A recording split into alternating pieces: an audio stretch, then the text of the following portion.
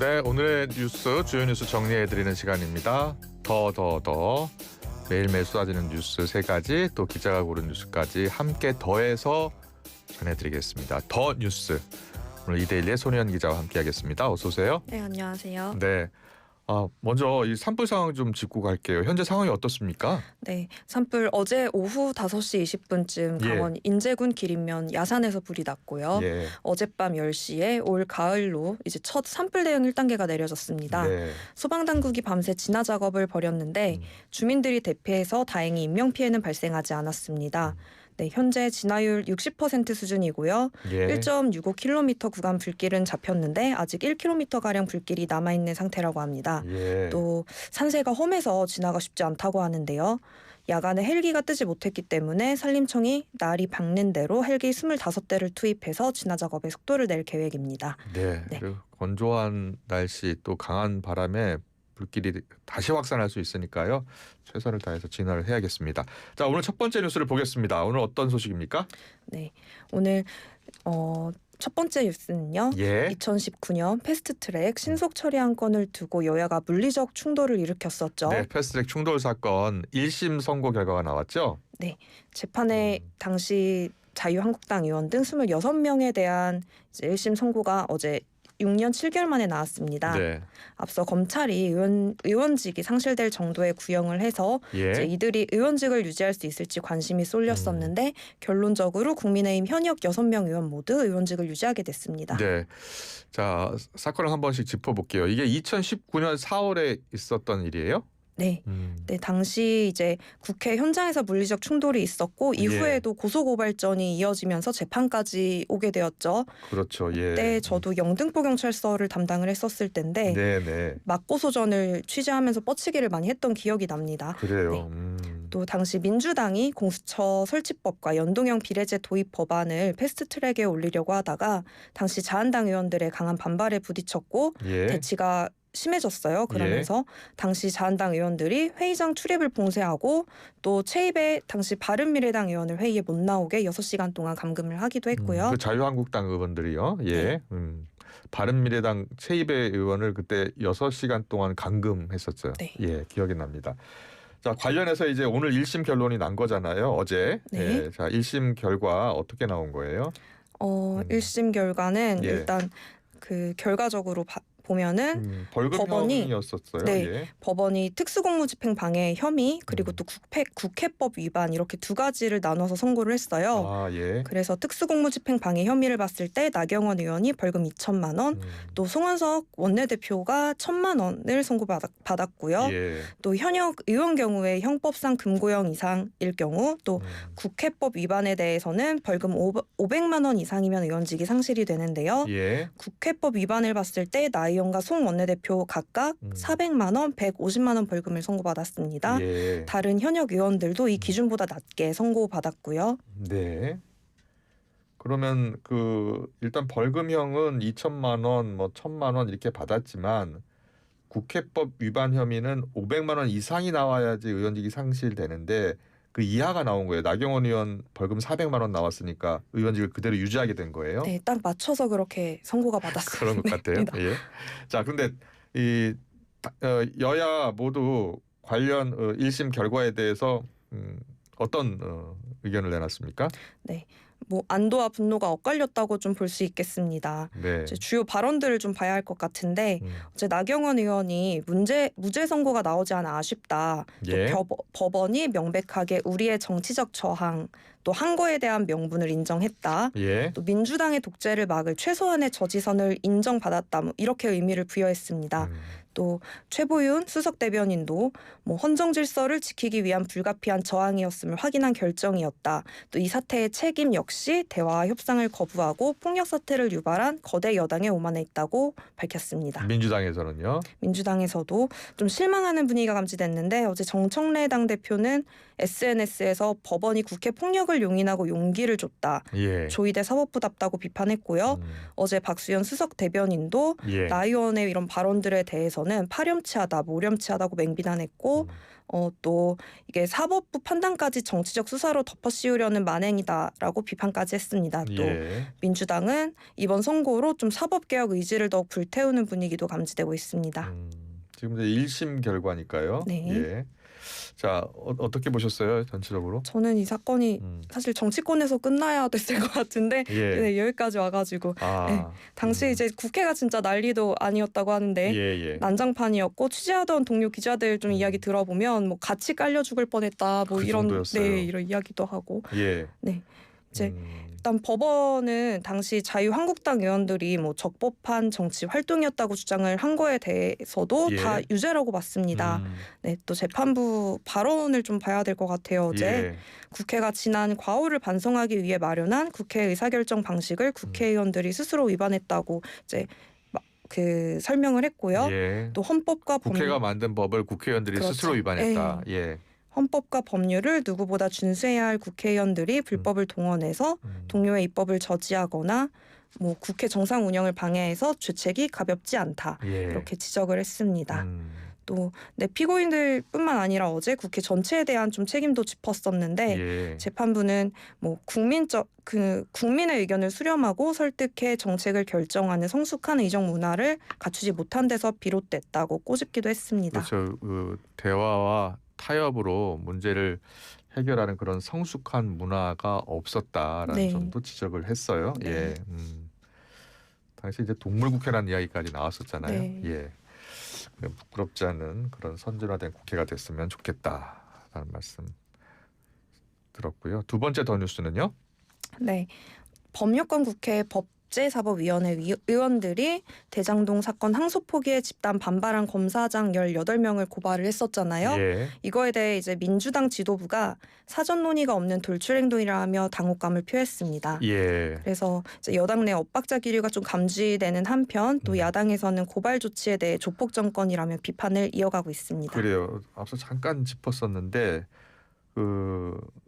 법사위의 범여권 법사위원들이 이 검사형 18명에 대해서 고발을 하는 거예요. 그래서 고발 기자회견도 했고요. 네, 어떤 내용인가 좀 더 자세히 전해주세요. 네. 이제 검찰의 집단 항명이 정치적 집단 행동으로 헌정 질서를 훼손하는 중대 범죄다 이렇게 주장을 했고요.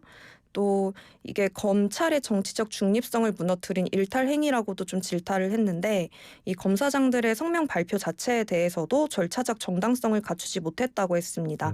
또 이게 검찰청법에 상급자의 지위에 반대 의견이 있으면 충분한 내부 논의를 거쳐서 정식으로 이의제기서를 제출하도록 규정이 돼 있는데 이번 성명 발표가 위법적이라는 취지로 이제 고발을 했다는 설명입니다. 그런데 이게 법사위 의원들이 했는데 민주당 지도부는 몰랐다고 해요? 네. 김현정 원내대변인은 기자들과 만난 자리에서 뭐 원내 지도부뿐만 아니라 당 지도부와도 사전 논의가 없었다고 설명을 했는데요. 김병기 원내대표도 그렇게 민감한 거는 좀 일사불란하게 해야 된다. 협의를 좀 해야 됐다. 뭐 뒷감당은 거기서 해야 된다. 이렇게 좀 발언을 했습니다. 특히 좀 이런 반응은 아무래도 지금 이 대장동 사건 항소 포기 사태에 관련해서 여야가 국정조사 방식을 두고 대립 중이기 때문에 좀 더한 것 같은데 여당은 법사위에서 국정조사를 진행하자는 입장이었습니다. 그래서 법사위의 돌출 행동이 좀 당에 부정적인 영향을 주지 않을까 하는 우려도 하고 있는 것 같습니다. 대통령이 지금 아프리카 중동 순방 중인데 이 고발 조치를 한 시점에 대한 비판이 당에서 나오는 거예요? 네, 당내에서는 이제 대통령의 해외 순방 때마다 좀 당내 균열이 노출돼 성과가 묻힌다는 지적이 있었습니다. 앞서 9월에도 이 대통령이 미국 뉴욕에서 유엔 총회 그 기조연설을 했었잖아요. 그때 이제 민주당 법사위원들이 지도부와 사전 논의 없이 조이대 대선 개입 의혹 청문회 의결을 강행을 했었습니다.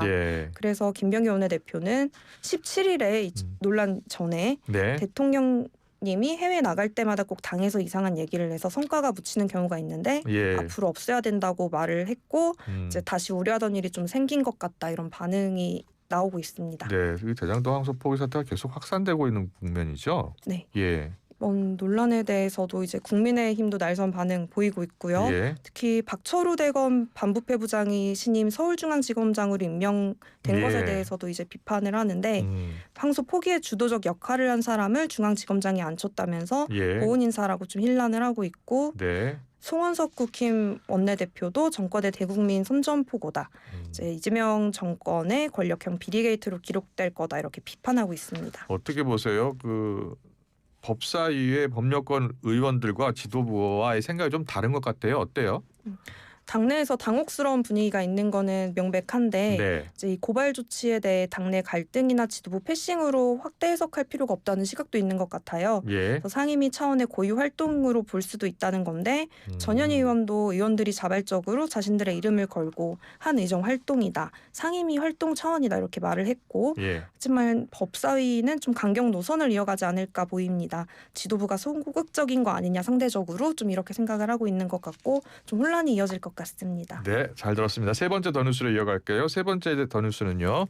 19일 저녁에 여객산 좌초 사고가 발생해서 많이들 놀랐습니다. 네, 지금 항해사 조타수 바로 체포했고요. 지금 수사 조사 결과가 어떻게 나타나고 있어요? 어제 해경이 브리핑을 열었었는데요. 네. 이제 항해사와 조타수를 바로 체포한 것에 대해서는 좀 사고 상황을 좀 살펴봐야 될 것 같습니다. 어제 사고는 그 여객선이 변침해야 하는 변침은 이제 항로를 변경하는 과정인데요. 1600m 전 16번 등표는 항로 표지 지점에서 선박이 22노트 정도 속력을 유지하면서 암초에 충돌한 것으로 조사가 됐습니다. 해당 구간은 자동 조타기로 지나면 안 되는 곳이고 수동 조타로 이제 가야 되는 곳인데 전환하지 않은 것으로 드러났고요. 이에 대해 해경은 중대과실로 보고 또 더욱이 일항사가 해경의 변침 시점에 휴대전화로 뉴스를 보고 있었다고 털어놓으면서 저는 이게 문제라고 생각해요. 맞습니다. 변침 시점에 휴대전화로 뉴스를 보고 있었다고요? 네, 아무래도 익숙한 길이고 좀 항상 하던 일이다 보니 좀 그렇게 된 것 같은데 태만이죠. 말이 안 되죠. 너무 태만이죠. 해경은 이 일항사와 인도네시아 국적 조타수에 대해서 중과실치상 혐의로 긴급 체포한 상태입니다. 큰 사고 날 뻔했습니다. 철저히 맞습니다. 조사해야 돼요. 자, 관제센터에 대한 지적도 있던데 뭡니까? 해경이 사고 원인에 대해 전체적으로 들여다보고 있는데 여객선이 3분간 항로를 이탈하는 이상 징후를 보였는데도 해상교통관제센터에서 이를 파악하지 못한 것으로 드러났습니다. 좌초되고 나서 이제 항해사로부터 신고를 접수하고 나서야 사실을 인지했다고 해요. 또 센터에서는 사고 좌초 지점과 항로가 가까워서 항로 이탈을 감지하지 못했다고 했는데 사고 전 교신 기록도 없었고 그래서 센터의 과실에 대한 조사도 이뤄져야 될 것 같습니다. 참 궁금한 게 있어요. 당시 선장은 없었나요? 네, 선장이 그때 근무 시간이 아니었다고 해요. 그래서 조타실이 없었다고 하는데 해경은 이 선장에 대해서도 역시 같은 혐의로 입건을 했습니다. 왜냐하면 또 선원법 위반에 대해서도 좀 들여다보고 있는 상황인데요. 선원법상에는 좁은 수로를 지날 때 선장이 선교에 위치해야 되기 때문에 이에 대해서 해경은 선장의 책임이 있다고 보고 있습니다. 첫째도 안전, 둘째도 안전, 셋째도 맞습니다. 안전인데요. 이거 철저히 조사를 해서 책임도 따져요. 물어야 될 것 같습니다. 자, 마지막 소식 전해주세요. 오늘의 마지막 뉴스는요? 네, 제가 고른 뉴스인데요. 일과 양육을 병행하는 한국 워킹맘 고용률이 꾸준히 오르는 것으로 나타났습니다. 좋은 뉴스네요. 그런 것 같아요. 좋은 뉴스입니다. 기혼 여성 고용률이 최고치를 기록했어요. 또 취약 연령 자녀를 둔 기혼 여성 고용률이 처음으로 70%를 넘었고요. 또 일을 그만둔 경력 단절 여성, 경단녀라고 하죠. 역대 가장 낮은 수준이었습니다. 그래요. 경력 단절 때문에 아이를 키우려고 어쩔 수 없이 그만둔 여성들이 많았는데 이제는 경력 단절 여성들이 조금씩 더 줄고 있는 거죠. 이제 경단녀 규모가 전년 대비 11만 명이 줄었다고 해요. 특히 자녀가 많고 어릴수록 이제 경단녀 여성 비율이 좀 높은 양상인데 이 그만둔 사유로 보통 다 육아 때문이죠. 그렇죠.